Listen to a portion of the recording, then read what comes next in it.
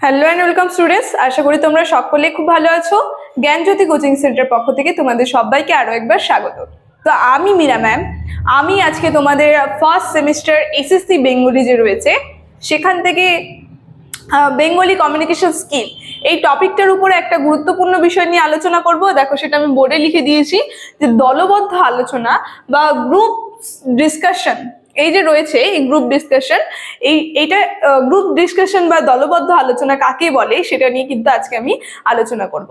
তো আলোচনাটি শুরু করার পূর্বে তোমাদের ছোট্ট করে একটা ইনফরমেশন দিয়ে দিই। দেখো, বোর্ডের কর্নারে তোমরা দুটো নাম্বার দেখতে পাচ্ছ, এটা হচ্ছে আমাদের জ্ঞানজ্যোতি কোচিং সেন্টারের অফিসিয়াল হেল্পলাইন নাম্বার। এখানে তোমাদের অনলাইনে ক্লাস করানো হয়, তার সঙ্গে তোমাদের নোটস দেওয়া হয়।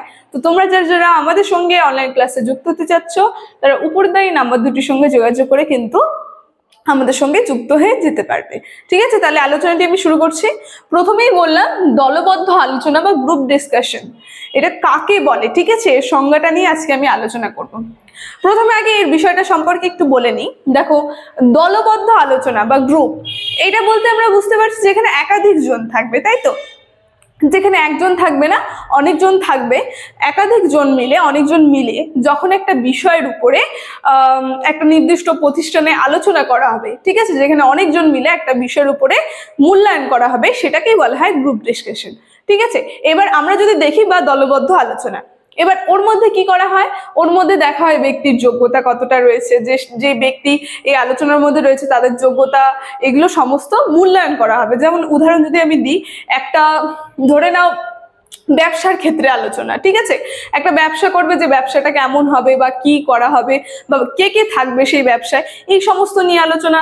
বা বলা যেতে পারে যে পরীক্ষা, এই যে এক্সামের আগে বা কোনো স্কুলে ভর্তি হওয়ার আগে আবেদন করার সময় যে হচ্ছে তোমাদের এক্সামটা হবে, সেটা যেরকম অনেকজন মিলে একটা প্রতিষ্ঠানের মধ্যে থাকবে, সেখানে তার যোগ্যতা যে সেই স্কুলে সে পড়বে কিনা, অনেকজন মিলে একসাথে যখন সেখানে থাকবে, যেখানে আলোচনা করা হবে, সেটাই চলে যাবে কিন্তু এই দলবদ্ধ আলোচনার মধ্যে। এখন চলে আসি যে এক্সামে যদি বলা হয় দলবদ্ধ আলোচনা বা গ্রুপ ডিসকাশন কি, কাকে বলে, তখন সংজ্ঞার মধ্যে তোমরা কি লিখবে? দেখো, সংজ্ঞাটা আমি খালি রেখেছি, সংজ্ঞাটা নিয়ে আমি আলোচনা করি, এখানে লিখিনি। সংজ্ঞাটা আমি মুখে বলবো, তখন তোমরা একটু লিখে নেবে। ঠিক আছে, দেখো আলোচনাটি খুব ছোট্ট, কিন্তু তোমরা এটা লিখে রাখবে। ঠিক আছে, খুবই গুরুত্বপূর্ণ তোমাদের জন্য। দেখো, প্রশ্নটি রয়েছে দলবদ্ধ আলোচনা কাকে বলে বা ডিসকাশন, গ্রুপ ডিসকাশন কাকে বলে। সংজ্ঞার মধ্যে তোমরা লিখবে দলবদ্ধ আলোচনা বা গ্রুপ ডিসকাশন হলো একটি মূল্যায়ন পদ্ধতি।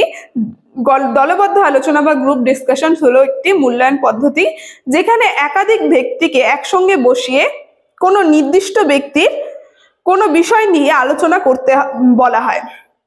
কি বললো যে হচ্ছে এটা একটা মূল্যায়ন পদ্ধতি যেখানে একাধিক ব্যক্তিকে একসঙ্গে বসিয়ে কোনো নির্দিষ্ট বিষয় নিয়ে আলোচনা করা হয়। মানে একাধিক ব্যক্তি সেখানে থাকবে, এর আগে আমি যে ইন্টারভিউ নিয়ে যেরকম আলোচনা করলাম, একাধিক ব্যক্তি সেখানে থাকবে আর কোনো বিষয় নিয়ে কি করা হবে, আলোচনা করা হবে।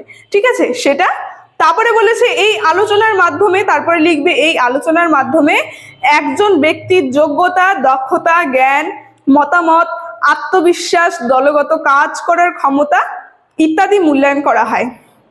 কি হবে, এই আলোচনার মাধ্যমে কি করা হয়, সে ব্যক্তির আত্মবিশ্বাস, মতামত, যোগ্যতা, দলগত কাজের ক্ষমতা কতটা রয়েছে, এগুলো মূল্যায়ন করা হয়। ঠিক আছে, তো বিভিন্ন ক্ষেত্রে যেমন চাকরির ইন্টারভিউ, যে আগে আমি উদাহরণটা দিলাম, যেরকম চাকরির ইন্টারভিউর মধ্যে তোমরা দেখবে।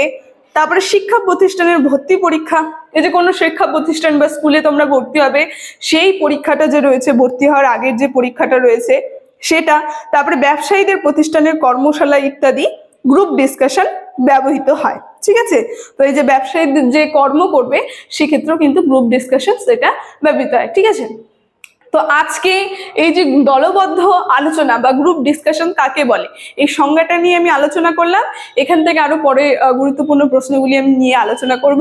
আজকের আলোচনাটি আমি এখানে শেষ করছি। ভিডিওটি যদি তোমাদের ভালো লেগে থাকে অবশ্যই like, comment, share and subscribe করে দেবে।